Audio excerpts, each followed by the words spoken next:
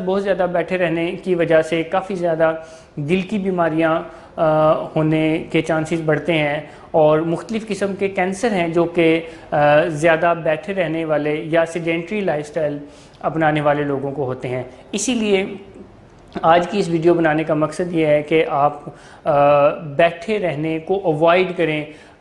और बैठे रहने को अवॉइड करने के लिए जो कुछ टिप हैं वो ये हैं कि आप कोशिश करें कि काम पर अगर आपने जाना है तो वॉक करके जाएं, या फिर काम के दौरान आपको जब जब मौका मिलता है तो आप वॉक करना शुरू कर दें,